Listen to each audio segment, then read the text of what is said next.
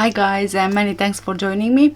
If you're new to my channel, hi, I'm Kat and I like to talk about crimes, investigations, missing people, conspiracy theories and everything related.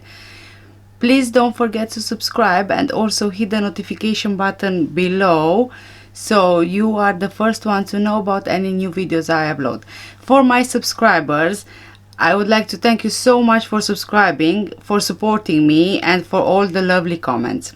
And now, before we start, here is the disclaimer. I do not mean to be disrespectful to anyone I talk about in this video. The information I have is from the internet and I gather all this information, I compile them in a video and you guys are more than welcome to draw your own conclusions. Thank you. Now today I want to talk to you about Gerry Mccann and Robert Murat's relationship. I want us to go through the video to try and understand if they knew each other before Madeleine's disappearance. I think all of you guys who are watching are quite familiar with the reply Gerry Mccann gave when he was asked by Sandra if he knew Murat, and his reply was, "I am not going to comment on that." To me, honestly, someone who is answering like that, it seems suspicious, because usually if someone doesn't know the other person, they would simply just say no, that they don't know them. But knowing the Mccanns that they are, nothing is straightforward with them. Anyway, if you guys haven't seen the interview where he replied to Sandra's question, here is the video. Did you know Robert Murat? I'm not going to comment on that.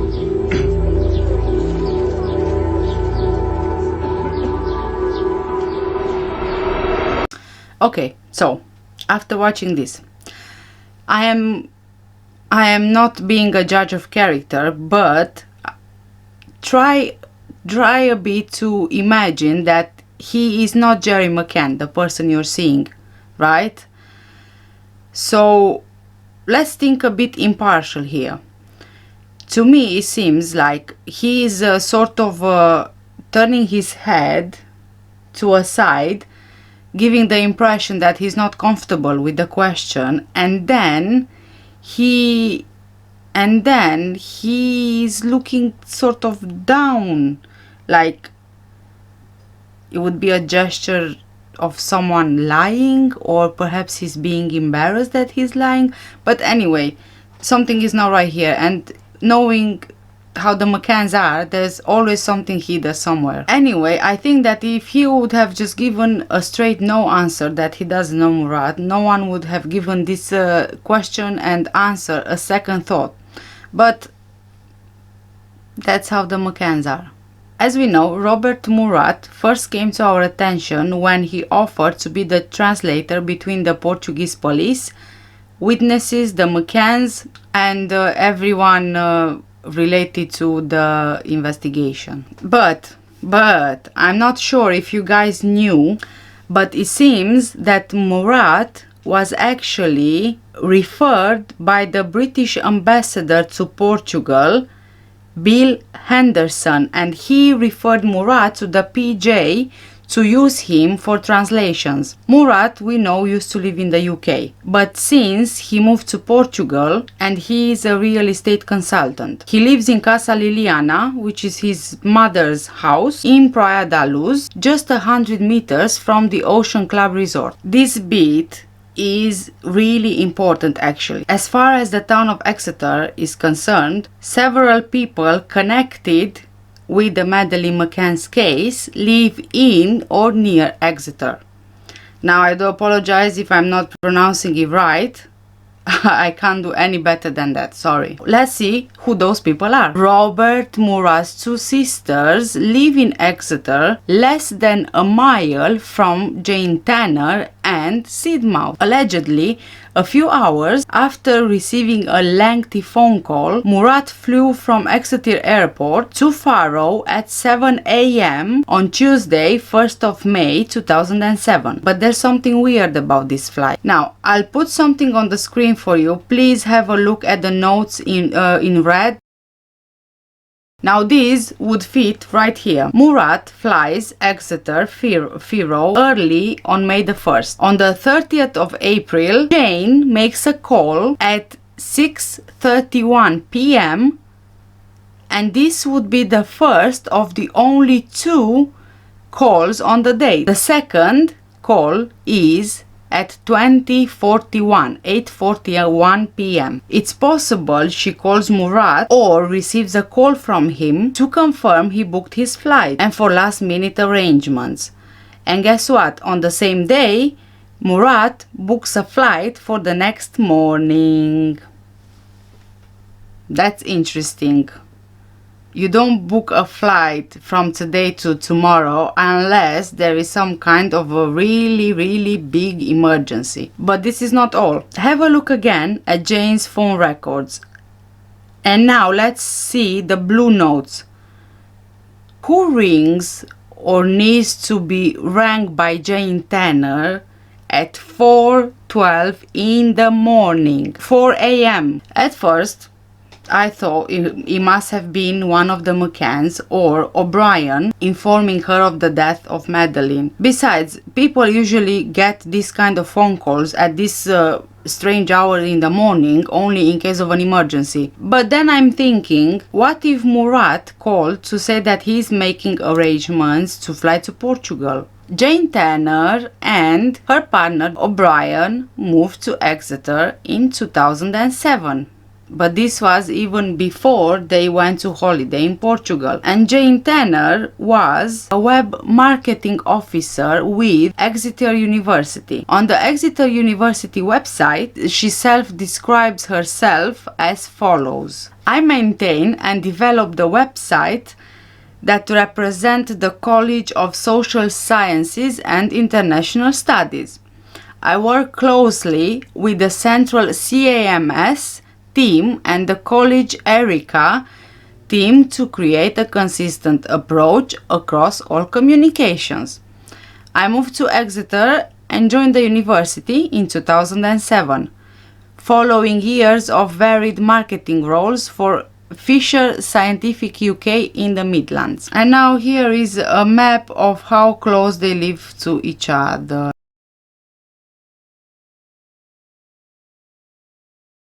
So, an obvious question would be, is it possible that Jane Tanner knew Robert Murat before Maddie's disappearance? Maybe they know each other from Exeter? Allegedly, the DNA of both was found in an apartment at Burgau. Although the lab results couldn't confirm with certainty their exact DNA was a match, it can be possible. They were both there at the same time in Portugal, so it can be possible. Anyway, here is a lab report, but if you have a look at the highlighted section in red here, you can clearly see that the inquiry could not say with absolute certainty that the hair found in Burgau actually came from Jane Tanner, because it could have come from any person born of a mother belonging to any of the 8 profiles in the database. So we are not sure if indeed it was Jane Tanner's DNA found on the hair sample from the apartment in Burgau. Now we need to get back to the call, to Jane Tanner's call, right? Maybe the call was made to Jane's friend, Charlotte Gorod? Maybe? Jim Gorod, a solicitor employed by Anstey's and specializing in property law, and his wife Charlotte lived just 2 minutes walk from Jane Tanner and Russell O'Brien. They were in Praia de Luz the same week as the Mccanns. And we also know that the Mccanns used to visit Jane Tanner with the kids so they can spend time together on quite a few occasions, actually, as Kate was mentioning it in her book. And now it gets interesting. James Gorod, 34 years old at the time, of course, rented a blue Opel Corsa in Portugal 5 days before the 4-year-old vanished. The staff at the rental firm SIG, based at Faro Airport, raised the alarm when he returned the car with a child seat, knowing that he was driving the car alone. Now the thing is that when he rented this car there was no child seat in it, and also he didn't request for a child seat to be fitted. So to me it seems a bit strange that they were traveling with their 2-year-old son, but they haven't asked for a car seat from the rental company. And then where did that car seat come from? Would they really buy a child seat for the holiday? I mean, I don't think I would buy one if I'd go on holiday. Obviously, a rental company in a holiday location, they would offer a car seat, I assume. Mr. Gorod was later contacted by the British police after it was discovered he had close links with friends who had been on holiday with Maddie's parents, Kate and Gerry. In a statement, Mr. Gorod said, "A British police officer directly liaising with the Portuguese investigation recently contacted me to eliminate the vehicle I hired for a holiday with my wife and our 2-year-old son in Praia da Luz at the same time as Maddie Mccann." Now, another coincidence or not, Murat was also in Exeter for 10 days before returning to Portugal 48 hours before Maddie allegedly disappeared. So he returned to Portugal on the 1st of May. Mr. Gorod, his wife and their son flew out to Portugal the same day as the Mccanns and the group did, on 28th of April. But there are also some other Murat connections. Des Taylor, the architect who designed Murat's villa in Praia da Luz, is from Plymouth, Devon. Murat's aunt and uncle, Sally and Ralph Everley, lived in Plymouth. Sally seemed to be into all kind of weird and wonderful alternative therapies. One visitor to their Salsalito villa described it as a fantastic, wonderful, amazing retreat. Yes, you heard right, Salsalito. It's exactly the same place where Murat, after being made a suspect, had a meeting with the Cheshire multimillionaire and businessman Brian Kennedy, who was appointed by the Mccanns to lead the private investigation into Maddie's disappearance. In November 2007, him and the Mccanns' coordinating lawyer, senior Freemason Edward Heathurst, traveled to Portugal for the meeting with Murat and his lawyer Francisco Pagaret, and the meeting took place at the home of Murat's aunt and uncle Sally and Ralph Everley. There are so many coincidences surrounding these people that to me it seems highly unlikely they didn't know each other prior to Madeleine's disappearance.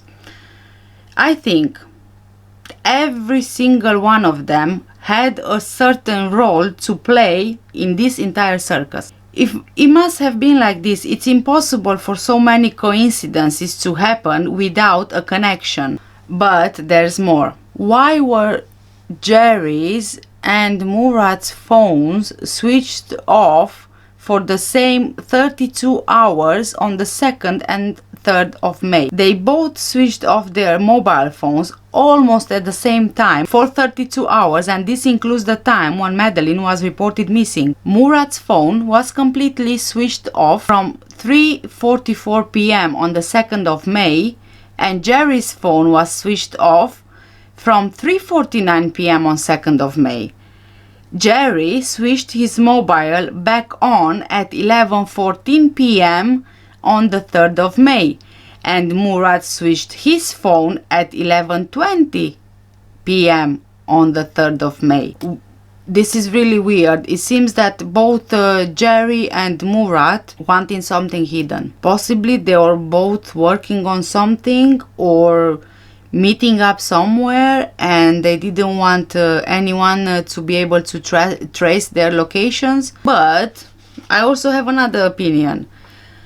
What if Gerry spent the day of 3rd of May at Murat's house? Why was Murat instructed, supposedly by his lawyer, to stay away from his house on the 3rd of May? And why did he give 3 versions of events of his whereabouts to the PJ? And also, why did he spend 3 hours with Jorge Silva at the golf club.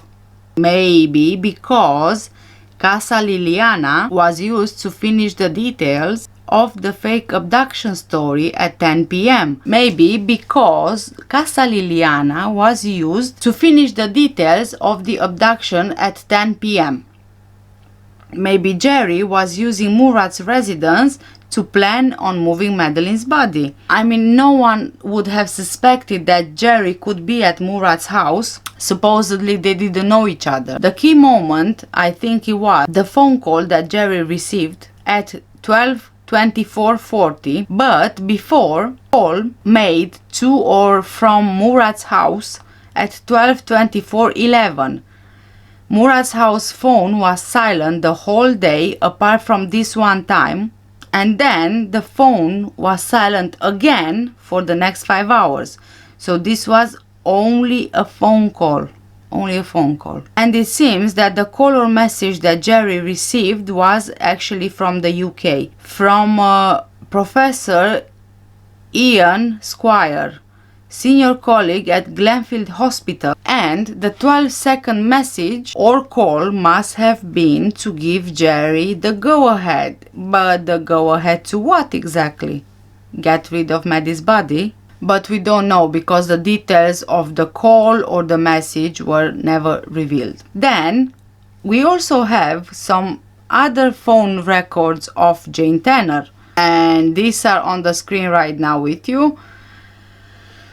So I don't know how much of a coincidence is that Jane receives a text message from a medical colleague at Exeter University 25 minutes after Kate receives her reply from Coxon Whitaker, and just 10 minutes after Gerry's incoming unanswered text messages begin. What if the messages were being passed through a third party from one to another to avoid being detected? And also, why is Jane confusing Flaxman's surname in her rogatory statement? Both Kate and Gerry allegedly wiped their phones, and Kate only left one number from Swansea on her phone, which to me indicates selective deleting.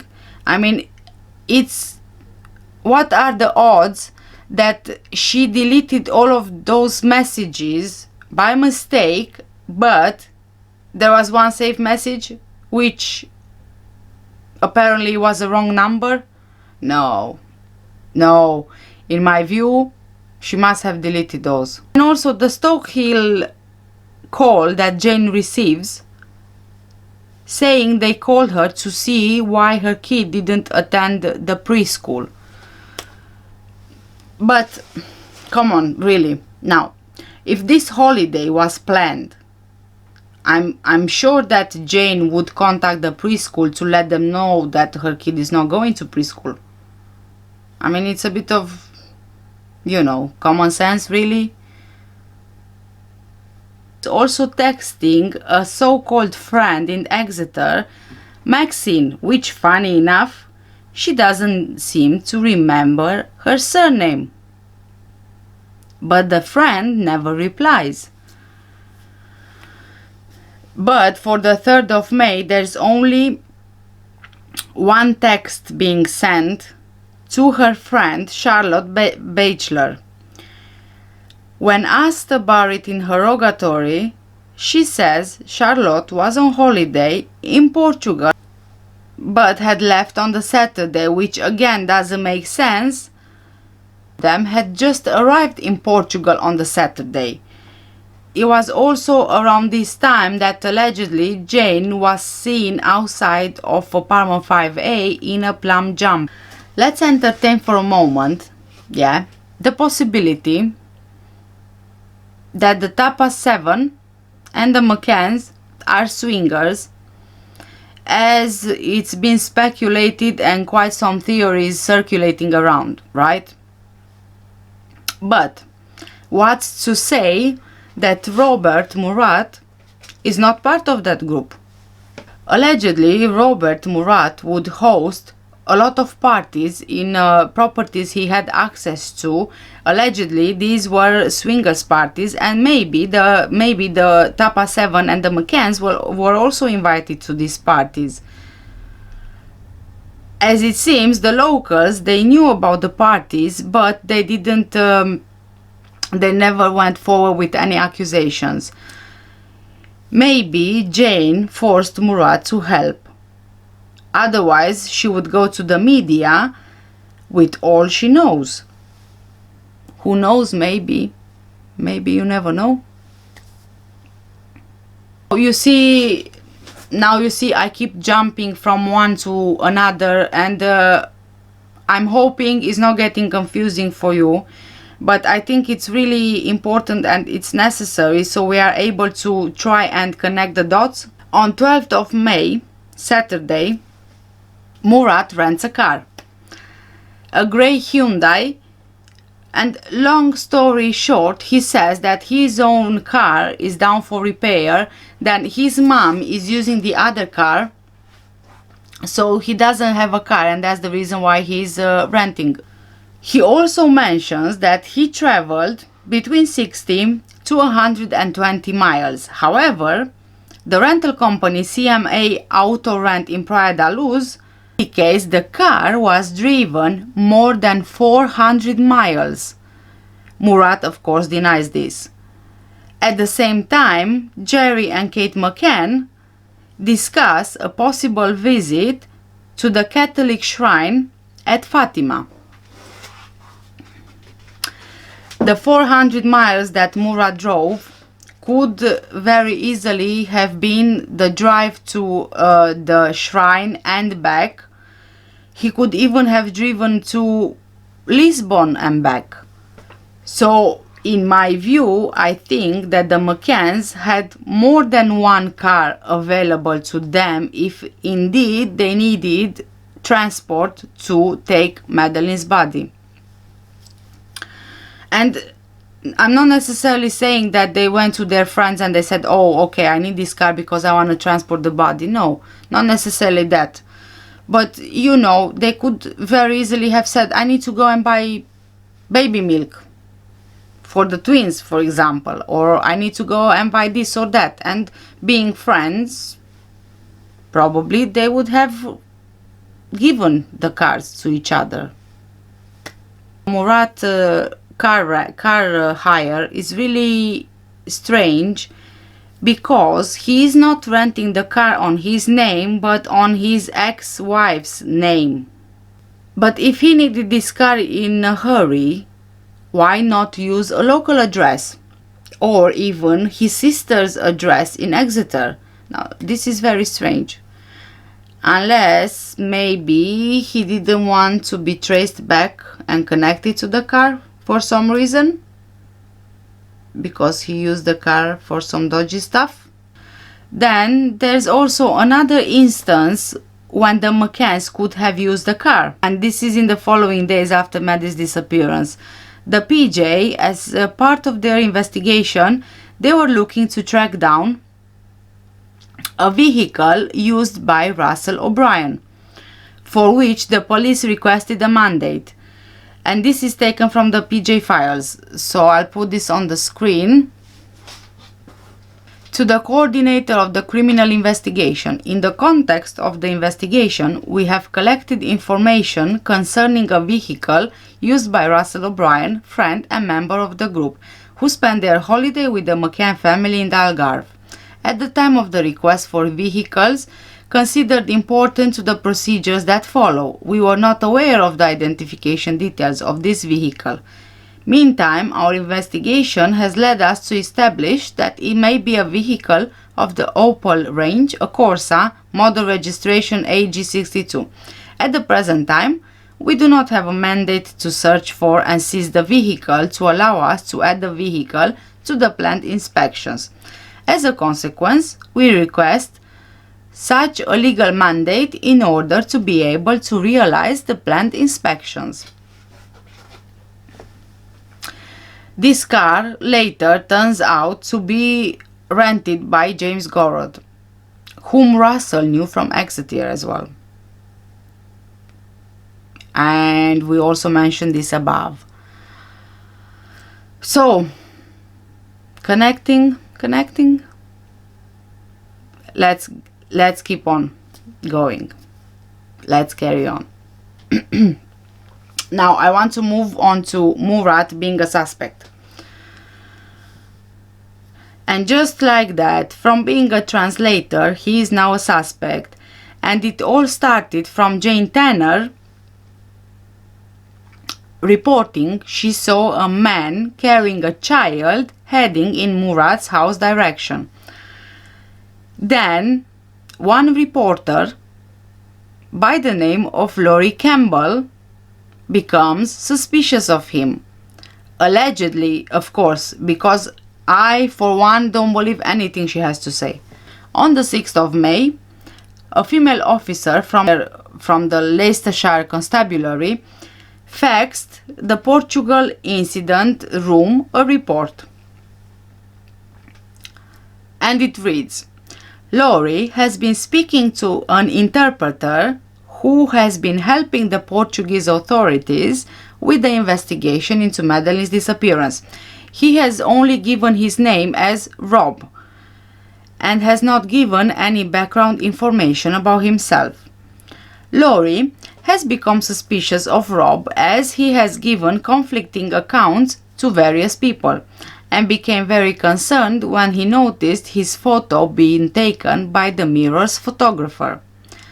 Rob stated to Laurie that he was going through a messy divorce in the UK at the moment and that he had a 3-year-old daughter just like Madeleine, who he is separated from at the moment. He made a big show of telephoning his daughter in front of reporters, and Laurie felt he was being too loud and making a big thing of speaking to his daughter on the phone. The things that Rob has said to Laurie have raised her concerns about him. Could you please call Laurie, who is still in Portugal, to establish further details to identify Rob in order to eliminate him from your inquiries? And they also gave the PJ Laurie's phone number. I mean, it's quite obvious who Laurie is talking about, the translator who was helping the Mccanns in Maddie's disappearance. It was quite obvious that the only translator there at that time was Robert Murat. So yeah. Now, Laurie Campbell, who was working for the Daily Mirror and the Independent, has previously worked with, guess who? Clarence Mitchell, the Mcann's PR representative. Leicestershire Police referred Laurie Campbell to the British ambassador, not the Portuguese police. However, the Leicestershire Police called the Portuguese police, saying Laurie Campbell raised concerns about Murat. So it wasn't Laurie who called the police, which is weird. Unless there was a language barrier, I don't know. But anyway, it's weird. So you are in Portugal and you call the police in the UK. So that the police from the UK needs to call the Portuguese police, although you are in Portugal already. Doesn't make sense. No. Campbell's reports hit just the right buttons, because Murat came under suspicion to the PJ, and after 12 days of Maddie's disappearance, he became an official suspect. 3 members of the Tapas 7 said they have seen Murat near the resort on the evening of Maddie's disappearance, which would have been unsurprising because we have to think about the proximity of his house to the Ocean Club resort. So he only lived 100 meters from the resort. And also him and his mom said they were both at home the whole evening. And this citing reports includes Jane Tanner as well, who at one point was certain that she saw Robert Murat. But then, after some time, again she changed her statement. Murat's house was searched, his pool was drained, his cars, computer, phones and videotapes examined, his garden searched using ground radar and sniffer dogs, and 2 of his associates were questioned. Murat found himself at the center of wild media allegations that continued for months. He told the Cambridge Union in March 2009 that he had felt like a fox pursued by hounds, and that the case had almost destroyed his life. He and his 2 associates sued 11 newspapers for libel in relation to 100 articles published by associated newspapers, Northern and Shell, Express Group, Mirror Group newspapers, and News Group newspapers, News International. According to the Observer, it was the largest number of separate libel actions brought in the UK by the same person in relation to one issue. And check this out. Murat was rewarded £600,000 in July 2008 and the others $100,000 each. And all 3 of them received public apologies. Also, the British Sky Broadcasting Group, which owns Sky News, paid Murat undisclosed damages in a separate libel action in November 2008 and agreed that Sky News should host an apology to him on their website for the next 12 months. Now, before I tell you what I feel about all of these things, there's one last important thing I need to mention. Rebecca Brooks, at the time of Madeleine's disappearance, I believe was a reporter for The Sun and News International. She was part of the Leveson inquiry, and among other things, she had to talk about the role she played in the McCann's campaign. She was the one that pushed to serialize Kate's book and paid for the serialization between £500,000 and £1 million. Not only that, but it seems she and her team were the ones who persuaded David Cameron to jump on Madeleine's case. She threatened him that if he doesn't agree to jump on the Madeleine McCann's case, then she will put Theresa May on the front pages of the newspapers for a week with bad headlines. I'm going to show you now part of that video, and I'll also leave the link in the description below if you want to watch the full video about this Leveson inquiry. Let's see if we can just take one case study and see whether there's any validity in that case study. You remember the McCann serialization case? I do, yes.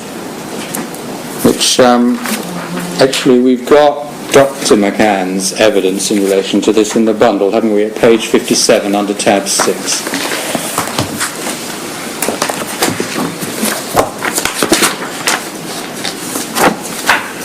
Do you have that there? We're working for the transcript of the evidence this inquiry received on the 23rd of November 2011. Right, yes. And if you look at page 57, line 11, the question I asked was, you talk about a meeting with Rebecca Brooks. Are you on the right page? They're not numbered in that way, but... Well, they are actually. Oh, it's 57, is it, at the bottom? No. It says 15 at the bottom, but each page has 4 pages on. Right, I've got it. Sorry, thank you, sir. Yes. The question was, you talk about a meeting with Rebecca Brooks which led to a review of your case, a formal review. Just to assist us a little bit with that, can you recall when that was? when Dr. McCann's answer was, I think it's probably worth just elaborating a little bit because it's quite a complex decision-making process. News International actually bid for the rights to the book along with HarperCollins, and one of their pitches was the fact that they would serialise the book across all their titles. We were somewhat horrified at the prospect of that, given the way we'd been treated in the past, and the deal was actually done with the publishers, Transworld, that excluded serialisation. Now, we were subsequently approached by News International and Associated to serialise the book, and after much deliberation we had a couple of meetings. And what swung the decision to serialise with News International was News International committed to backing the campaign and the search for Madeleine. So, pausing there was going to be serialisation in both the Sunday Times and the Sun, I believe. Do you recall that? I do. I think this is the year 2010, by which time you were Chief Executive Officer, weren't you? That's correct. And what was the price that you paid for the serialisation? Can you remember? I can't remember actually. It's hundreds of thousands of pounds. A million, we've been told. No, it wasn't. It wasn't a million. $500,000 maybe. I can't remember. I mean, I can. There are ways to find out, but I'm not sure it was a million. Okay. Okay, what do I believe out of everything? That all of these people I mentioned in the video are not only connected to each other, they know each other. Gerry and Murat knew each other before Madeleine's disappearance, my opinion. There are too many coincidences to say that they did not. Maybe Murat agreed to be the scapegoat because he knew there's no evidence to incriminate him. They needed someone to divert attention from them, and even if he didn't agree to it, they needed someone to draw the attention away from them. Not only that, but Laurie Campbell, I think she did exactly the same thing when she reported him. We also have the Smith sighting, which might very well be fake. Maybe Gerry got seen carrying a child on purpose to confuse the investigation. Maybe he carried one of the twins just to make sure he's being seen by someone. It's known the McCanns were invited to Clement Fraud's villa a few days after Madeleine's disappearance. It's quite possible they knew each other beforehand, otherwise why invite someone into your home? Maybe he helped them store Maddie's body, or maybe he helped them with yet another car. Seriously, with all this information, it can get more and more confusing. I feel that the more I look into it and the more I research it, I dig deeper and deeper and deeper, and I can't find the end. I don't get to the bottom of it at all. Anyway, oh yes, and also let's not forget that Murat, he made a lot of money out of him being a suspect. So that's why I'm a bit reluctant to say that he didn't know.